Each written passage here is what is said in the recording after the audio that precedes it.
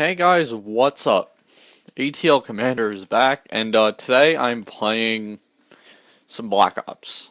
The OG Black Ops. This was probably one of my favorite games of all time, in my top 5 at least. I'm not saying it's my favorite game of all time. There's definitely more, but I actually wanted to go over something big. My top 10 weapons in gaming, and I know this may not seem like, oh, it's just another top, it's just going to be a top 10, he's going to turn it into a top 10 channel. No, I'm not. I mean, I'll do them pretty frequently, maybe once every 3 or 4 videos, but it takes time for me to organize it, and it takes time for me to think about, like it could be for a second, oh, I like this weapon, then in the middle of saying it's like, oh, I enjoy this weapon a little bit more. And when I say weapons, you'll think of shooters. You'll think of shooters or adventure games, but there's some weapons on here you wouldn't expect. So, let's get started.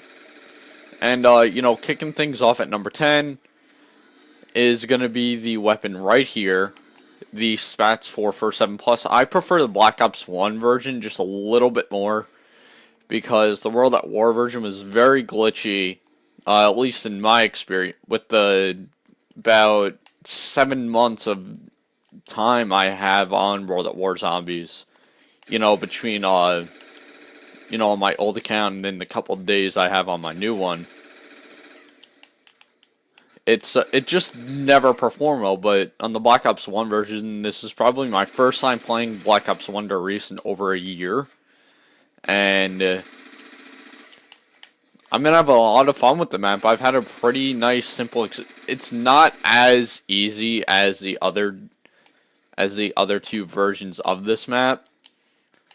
But, I mean, the Black Ops 3 version is definitely 10 times...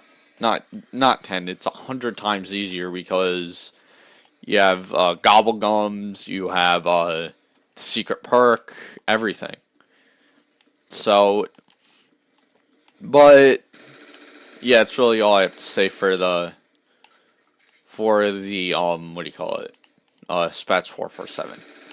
And number 9 is gonna be a weapon that no one has, that I know most people, like, once this channel really starts going, a lot of people have used the Blunderbuss in Advanced Warfare, and I loved Advanced Warfare. I don't know why I ever returned it. It was kind of a stupid move on my hand, but I mean, can't really turn back now. Once I'm on my off season for work, at least, I'm gonna be, focused a little more on that. Like, a little more focused on getting content. But I'm going to be pre-recording a lot of stuff, and that's really where this is where a lot of this is going to lie. Because, yeah. But the Blunderbuss was a single shot. It took about 8 seconds to reload, but every single variant it was honestly a fun weapon to use. It was pretty competitive with most of the weapons in the game. The, what was it? The AK-47 was not too good. Even up, like, if you were very up close, like, I mean, normal shotgun range, like 5, 6, 7 meters at max. I mean, the farthest I would attempt to have a gunfight with that is like 7.5 meters, which is still very close range. I mean, considering the Blunderbuss can deal over 1,000 damage with some of the variants, if all the pellets hit, and I've gotten very few hit markers with the gun. It's a lot of fun to use. It's honestly, like, it's not a troll gun, but it's definitely a weapon that makes you feel like Because Advanced Warfare was pay to win for a very long time. And as soon as we, got the Blunderbuss DLC, the Blunderbuss SCG and SVO DLC, my thoughts on that were turning around, because it was a very fun game. Once those weapons came out, it still is a very fun game. I enjoy it.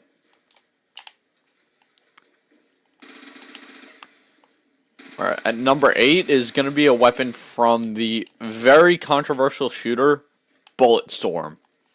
And Bulletstorm was a shooter that was released in 2011 for the 360. I believe it was only 360, and then Microsoft gaming PCs, and it had a lot of fun. It had a lot of very unique weapons.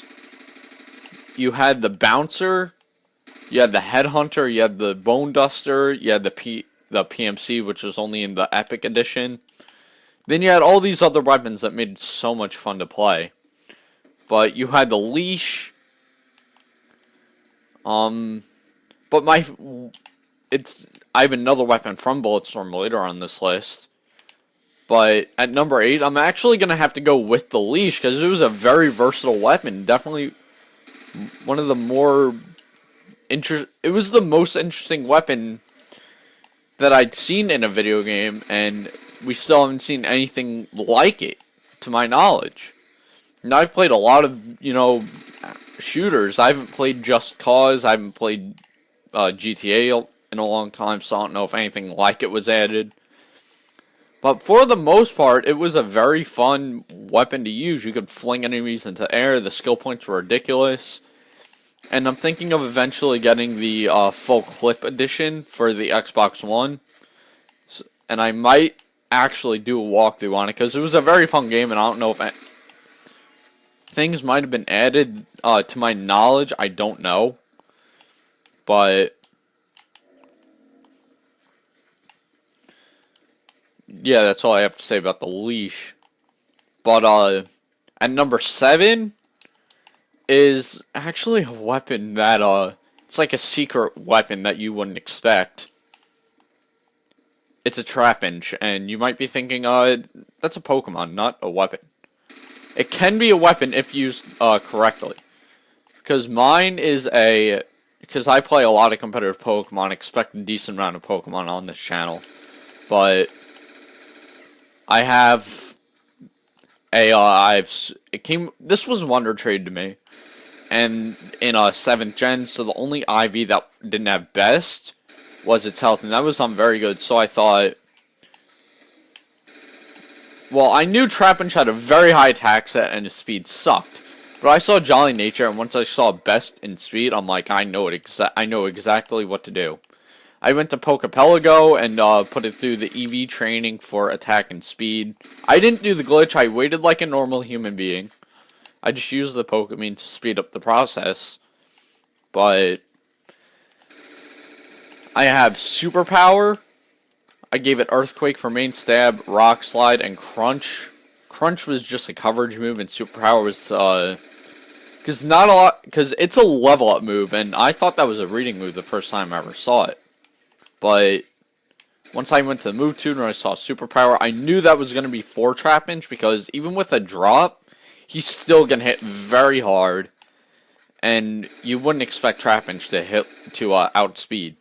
I've outspeed and there are very weird hidden mechanics with some of the items in Pokemon, so I'll do that in a future video. But at number 6 is it's not just one. It's the Path of Sorrows / Fury song from Black Ops 3. And these were supply drop melee weapons. And the Path of Sorrows was a lot of fun to use. I picked it up in a 1v1 melee. And okay,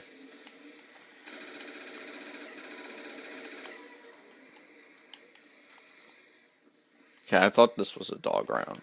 Oh no. But I can't say much about it. Or can't say much about them. They're just melee weapons. They feel consistent is the best word, like, is the best way to put it. They feel very consistent when I'm using them. And it's really all I have to say. I can't say much about the melee weapons minus the cosmetics, which do look really nice. Now in the top 5, and this is where the weapons are going to be very interesting. The Akimbo. I'm actually going to go with the M9 Berettas from CSGO, and you would think, oh, what the hell is wrong with you? It's the Akimbo Berettas from CSGO. They suck. Not if you have a trigger finger. Because I've mastered my trigger finger for since probably 2013. I played a few weeks of CSGO. As soon as I got the Berettas, I knew I was going to be using them. And I knew they sucked, but they had a lot of ammo, which is kind of what I was going for. Because I didn't want to have to reload every 2 seconds, since there's no perks in the game. I just wanted to get some nice shots, and the headshot damage is somewhat nice. It's not great. There's definitely better weapons out there, like the AWP, or even the P90 is better for just hitting the head and dealing damage. But it's a lot of fun to use. I've gone on some nice streaks with it, and it was on PC, and I wasn't, recording at the time. But I think I just did a regular deathmatch game, like a regular team TDM, and I think I went 17-2 with them, which was it was very stressful, but it was pretty easy. Because most of the people sucked. It was like level 1 to like level 5. There was nothing. But at number 4, and I said there was going to be another Bulletstorm weapon on this list, you just didn't know which one. The Bone Duster. And this is like a double barrel shotgun from World at War, but upgraded to it's on every single freaking drug you could think of minus weed. It's just ridiculous. It's a one-shot kill to anything, minus like huge bosses and a couple of other mini bosses. But like a couple of I think it's like the brutes can take 2 hits if they're not, but at close range that's at like medium. And the Bone Duster has some pretty nice range. It's like a 40 to 50 meter distance, which is huge for a shotgun. That's by then you're dealing nothing, but up to about 15-20 meters, which is like some machine gun range in Call of Duty, you're dealing a lot of damage.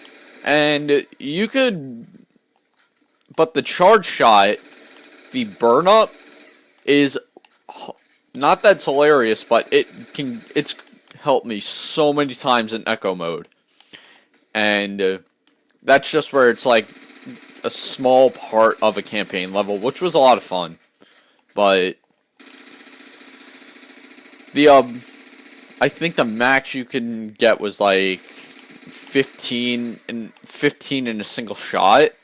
But that definitely helped, and it helped against an Anarchy mode especially. It was a lot of fun to pick up and try out. But if you haven't picked up Bulletstorm, like even if you have an Xbox 360 and an Xbox One, pick up either version. The full clip edition is way more money just because it's newer, but it's still a very fun game, even for the 360. It looks really well. It's on the Unreal Engine. It's by the people who make Gears of War, so the game looking great shouldn't be too much of a surprise for anyone. Now in the top 3, and these are weapons that you've probably never heard of, minus the number.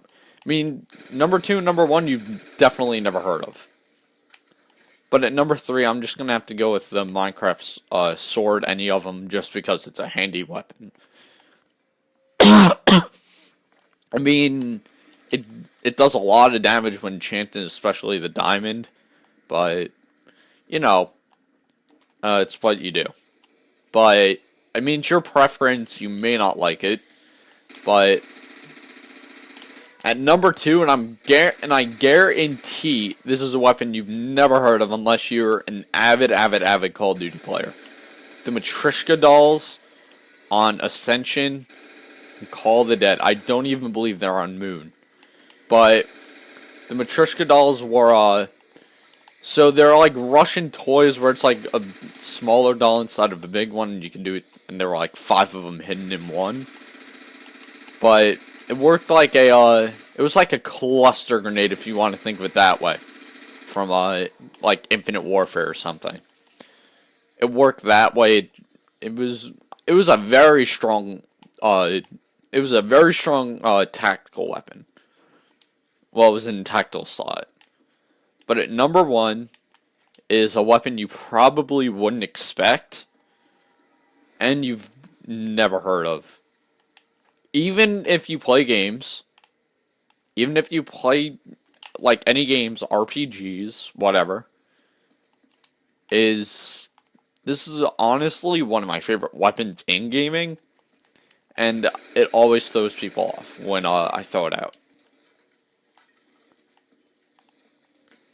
The snub pistol. And, I mean, yeah, I say you've never heard of it, but I'm talking about the Gears 3 snub pistol. And even though Gears of War 3 is a very popular game, there's about 2,500 players on it daily, which is pretty big for a game that's 6 years old. I mean, when there aren't as many people playing Judgment as Gears 3, which says a lot.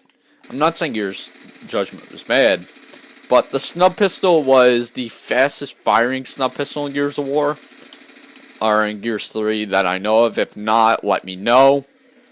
If you want, do some research, do some, like, dig through the codes, whatever you have to do to prove me wrong. I mean, from my experience, and I've played every single Gears of War, I've played a tiny bit of Gears 4 at my friend's house, and the snub pistol did not fire fast, but did damage. But I know the Ultimate Edition is honestly just like the original snub pistol, where it was like a god. But I have to say, the snub pistol in Gears 3 just feels the best. It did a lot of damage, you know, over time. And when zoomed in, like not aiming down sights, but getting that, you know, tighter hipfire box, you were able to, it took 4 to 5 bullets to down someone, and if they had no one near them, and even if they had someone near them, you could 3-shot them. So it took 8 to, so if you were very accurate, and you fired extremely fast, they're not living. They are not going to live.